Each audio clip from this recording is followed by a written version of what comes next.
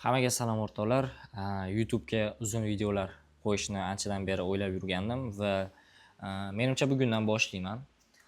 Umuman ssenariysiz, hech qanaqa tayyorgarliksiz, hech qanaqa senzurasiz va o'ylaymanki, bu videolarni montaj qilishga ham uncha vaqt topolmayman. Shuning uchun bittada dublsiz, kadrsiz. Xullas, cho'zib o'tirmay, bugun gaplashadigan mavzuyimiz vaqtni to'g'ri boshqarish. O'zimdan misol keltirib tushuntirib beraman.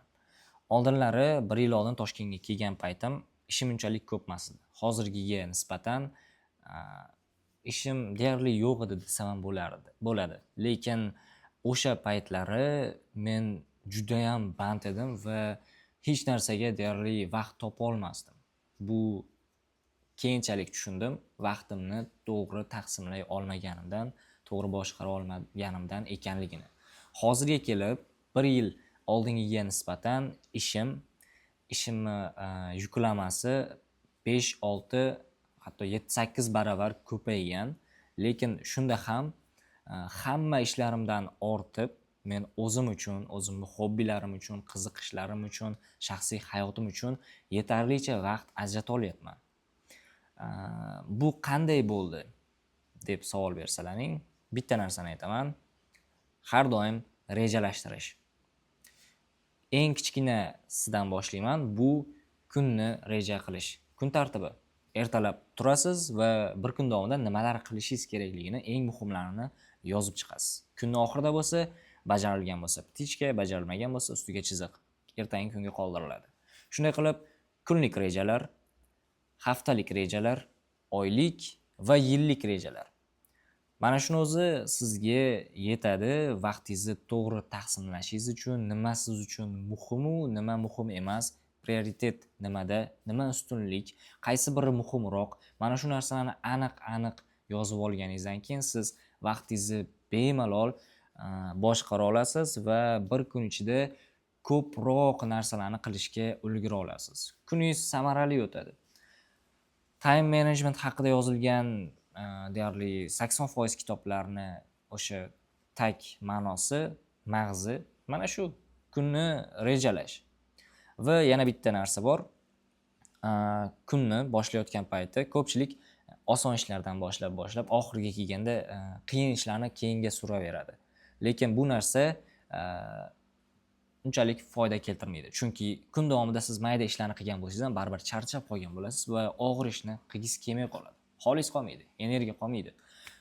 Shuning uchun har doim ko'pchilik aytadi, time management bo'yicha o'sha ishlaydigan mutaxassislar aytadi, birinchi bo'lib eng qiyin ishni qiling. Eng qiyin ishni qilib olganingizdan keyin bu yoq oson ishlar ko'zingiz yumib ham tashlasa bo'ladigan ishlar qoladi. Shuning uchun o'zim ham sinab ko'rganim uchun aytyapman. Kunni qiyin ishlardan boshlang. Birinchi darajali qiyin ish, ikkinchi darajali, uchinchi darajali, keyin ketdi oson ishlar. Shunda siz kun tartibingizni 100% bo'lmasa ham 60-70% bajara olasiz. Kun tartibingizda belgilangan ishlarni 50% ni bajara oldingizmi, siz shu kunni samarali o'tkazgan hisoblanasiz. Masalan, men shunaqa his qilaman. O'zimni o'sha kuni hech yo'q o'sha to-do listimdagi yarmini bajargan bo'lsam ham baxtli his qilaman. Kunim behuda o'tmadi. Kechagi kunga nisbatan bugun yaxshiroqman. Kechagi kunga nisbatan bugun maqsadlarimga yaqinroqman bir qadamga deb. Keyin sizlarga yana bitta qo'shimcha yillik plan deb aytdim boya. Menda hozir yillikdan ham keyingilari 5 yillik, 10 yillik, 15 yillik eng kattasi 15 yillik plan bor. 15 yil ichida milliarder bo'lib ketishim kerak. To'g'ri, bu xom xayol bo'lishi mumkin siz uchun, lekin men uchun xom xayol emas, chunki 15 yilni har bir yilma-yil nimalar qilinishi kerakligini tuzib chiqqanman. Bu narsalarni bittada xayolingizga keltirib, hisob-kitob qilib, o'lchab, yozib chiqish qiyin. Shuning uchun men har doim yordamchi platformalardan foydalanaman. Ya'ni sun'iy intellektlar juda ham ko'p chiqib ketgan. Sizlarga eng ko'p tavsiya qiladiganim bu Cloud AI sun'iy intellekti. Planlarni kunlikdan boshlab to o'sha 50 yilligacha o'shanda tuzib olsangiz bo'ladi va o'sha planlarni planlaringizni, rejalaringizni rasm formatida yoki PDF formatida yuklab olib chiqartirib olsangiz bo'ladi. Xonangizga katta qilib ilib qo'ysangiz bo'ladi. Yana o'sha rejalaringizni yozib, tekshirib, ptichka qo'yib yoki chiziqcha tortib tartiblab chiqishingiz uchun to'g'ri bu narsani kundalikda o'sha daftaringizda yoki bo'lmasam xullas shunga o'xshagan narsalarda qog'ozga yozib borsangiz bo'ladi. Lekin yana ham optimal varianti, hammamizda telefon bor, notebook bor yoki hech bo'lmaganda telefon bor. Mana shu narsalarga o'rnatib olsa bo'ladigan bitta ilova bor. Bu ham bo'lsa Notion. Ko'pchilik biladi va yana ko'pchilik bilmaydi. O'zim ham yaqinda 1-2 oy bo'ldi bu narsa haqida bilganimga va hozir deyarli kunlikdan tortib o'sha 15 yillikgacha hammasini Notion ichiga kiritib qo'yganman. Notion juda ham zo'r ekosistema. Notebookingiz bilan telefoningizni bittada ulab qo'ysangiz, notebookda kiritgan rejalaringiz telefonda ham o'zgarib turaveradi. Ya'ni xohlaganingizda siz nazorat qilib, o'zgartirib yoki yangilarni kiritib borsangiz bo'ladi.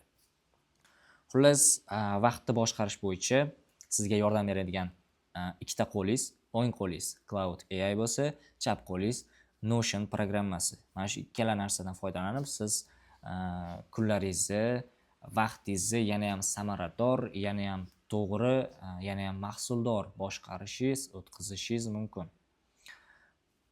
Buguncha shu vaqtni to'g'ri boshqarish haqida edi bu video.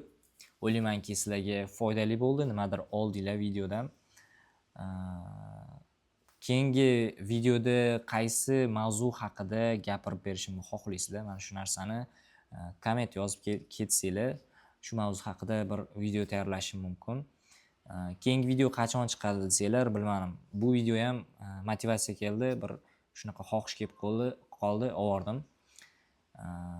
Keyingi video balki 2 soatdan keyin chiqishi mumkin, balki 2 kundan keyin. Buni endi Xudo biladi. Hammaga xayr, fikrlaringni kommentda kutaman. Sog' bo'linglar.